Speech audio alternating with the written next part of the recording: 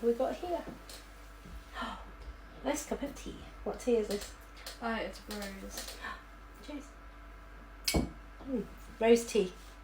Love our teas.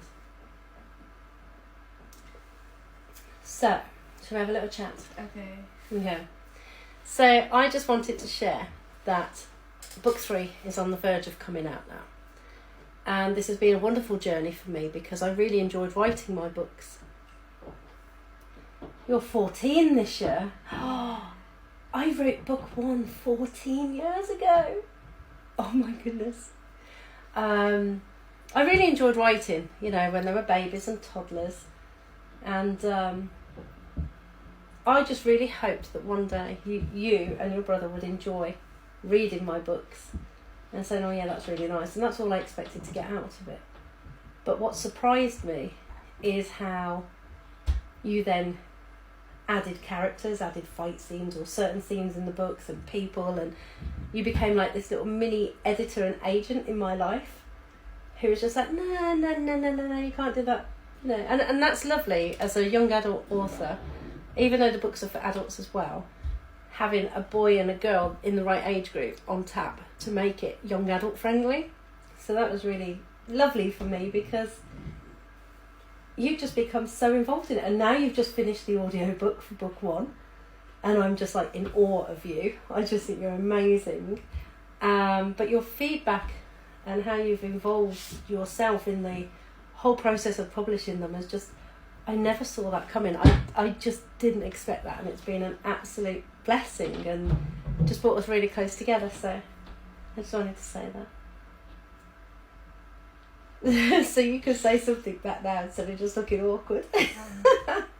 I've really enjoyed it as well. Like, I remember in lockdown when I didn't have anything else to read, and I was just thinking, oh my god, I'm just gonna have to reread everything. And can I just pause there?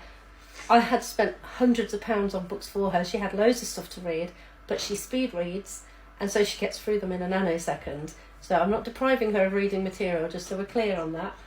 But yeah, you run out. So I was just thinking, oh my god, I'm just going to have to reread everything and let my mind wither and die. So I don't like rereading things because I already know the plot and it kind of destroys the point in my opinion. So I went to Mum. I was hoping that potentially I could maybe get her to buy me some more, even though I had no idea if I wanted any more because nothing else really interested me at the time. She said, oh, I wrote a book. I was like, really? Wait, what? When did you write a book? A series. In fact, I said I wrote a series and 2 standalones. So I was like, well, your mum, so it's probably not going to be great. So I decided, alright, that's the truth. Try. They actually thought it would be rubbish. They prejudged me. Probably like all my friends do, and family as well, where, oh, you're just bound to be rubbish because I know you. Seriously. Yeah, so, but then I read it and I was like, oh, hang on, this is actually half decent. And then I kept reading. I was like, oh, actually, this is pretty good. I actually really ended up enjoying it. You actually told me at the time when you were 11 that I was better than your favourite writer at the time. Do you remember that? Yeah.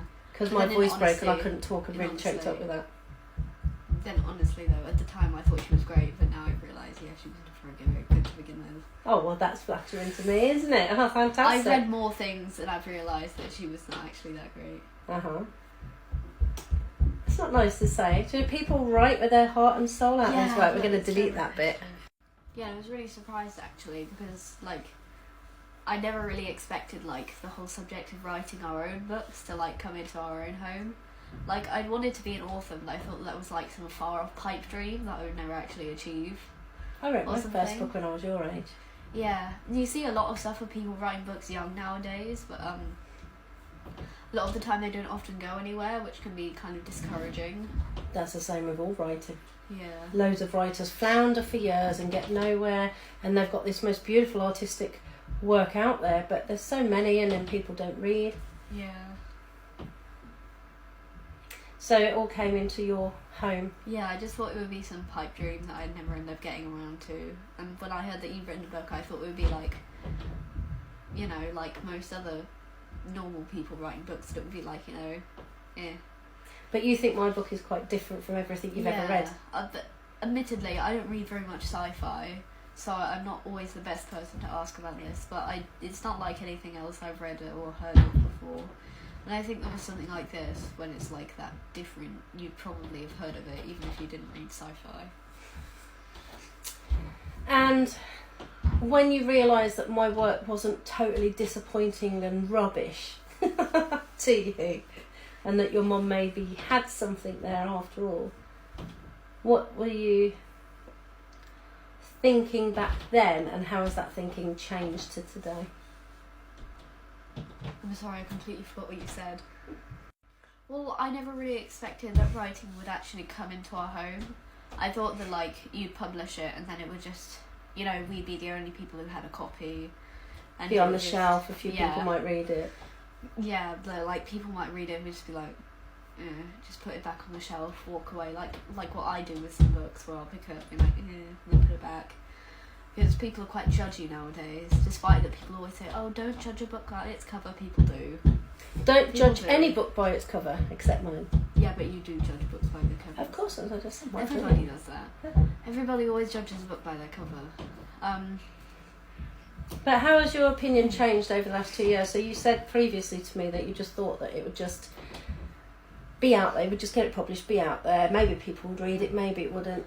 How has that been different for you? Well, I'm surprised at how far it's gone. Like, when we had our first library event, well, the first one that I was there as well, I was actually surprised that there were quite a few people out there, and there were quite a few people at the library, and I didn't know any of them. And they were 'Cause busy and excited. yeah. You thought just your friends would Yeah, read I it, thought huh? it would like just be people that I knew, like your friends, Yeah. where you've been like, oh, please come, so I don't look like, you know, I'm nobody.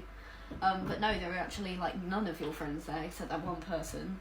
Yeah, but she was there taking videos for us. Yeah. She was helping. And then there was like a bunch of people that I didn't know, and I was quite surprised by that because I thought it would like just be people that it would just be people that I already knew. And not a single person that we knew was there. So that interest. And do you know, on that note, what surprised me was how many of the young guys were asking questions and really excited about it. Yeah. You know, 15, 14, a lot of the a time bit boys older. don't like read very much, and I know this is kind of stereotypical, but I just feel like boys are sort of drifting away from reading. Well, the library managers and the teachers have said that, but I do think that what I've written, because of your brother and his input, it's quite male orientated. Plus, I'm a geek. I'm more of a man than a woman. I Yeah, work in because tech, you know. for a lot of the boys in my They read school, they'll be reading the same thing all year, and then the next year, because they'll just have it in front of them, but they won't even be reading it. I have been told repeatedly by libraries and schools that more boys are picking this up and reading it now. Yeah. But still, yeah, it's still a bit heavy on the girl side. On TikTok, I've got quite a lot of male followers. Probably TikTok is more with the males on there following it and the reading. But it's almost like it's training you up as well, isn't it? Yeah. Training you on stepping into my shoes and just doing it a hell of a lot better. Huh? When you write, become a writer and an author. You're just looking at me. Right, that's going to go. I thought that this would just be like a nice experience, and then there just wouldn't be anything else to it, and it would just be like something I could remember later on in life. But as we've gone along with the audiobook and the editing and reading it over and pointing out the faults and errors, I've realised that this sort of thing can help me a lot later in life for exams, for work. For your writing, Yes. which we'll talk about next. Because reading out loud to people, while I saw it as a chore originally, I found it quite annoying having to read out loud. I've actually now realised that it's actually quite useful. Because now I that have I'm to do a better lot at it. Yeah, I have to do a lot of talks for work, so it helps with talking to audiences and Yeah. groups. Talking to audiences is a lot more useful than I thought it would be. Yeah, so that's really helped. So you've really enjoyed it. Yeah, except when you and Tom are annoying. Like when Tom says, "Oh, Oh, that's don't even go cringe." there, because you and Tom gang up on me, and you two are annoying. And then you set me up to laugh at me on the cameras. So don't start with that one. I've loved working with you too, so thank you for all your help. Yeah. Thank you.